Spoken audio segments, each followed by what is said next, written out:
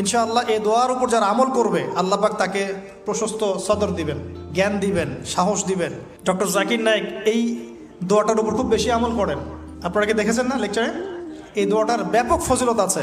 তো মুসা আলাইহিস সালাম বলছেন, আল্লাহ আমার এই সমস্যা, আল্লাহ বলছেন এই দোয়া করো, রব্বিশ রহলি সদরি। আমরা কি দোয়া করবো তাহলে?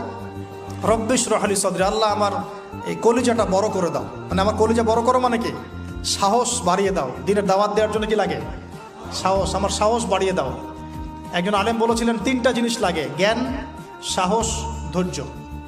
দিনের দাওয়াত দিতে এবং দিন বিজয় করতে 3টা জিনিস লাগবে, জ্ঞান, সাহস, ধৈর্য। হে আল্লাহ আমার বক্ষকে প্রশস্ত করো, ওয়াসসিরলি আমরি, আমার কাজকে সহজ করে দাও। আমার কাজ সহজ নয়, কাজটা সহজ করে দাও। ওয়াহলুল উকদাতাম মিন লিসানি, আমার জড়তা আছে জিহ্বায়, দূর করে দাও। ইয়াফকাহু কওলি, যাতে করে আমার কথা মানুষ বুঝতে পারে।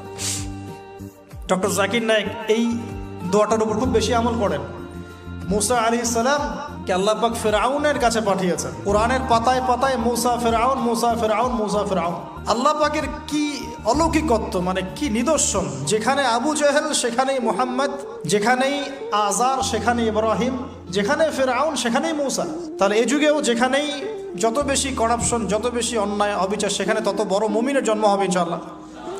তো আল্লাহর পক্ষ থেকে নবুয়ত পাওয়ার পরে তিনি দোয়া করছেন, আল্লাহ আমার এত সাহস নাই, শক্তি নাই, আল্লাহ আমি দুর্বল।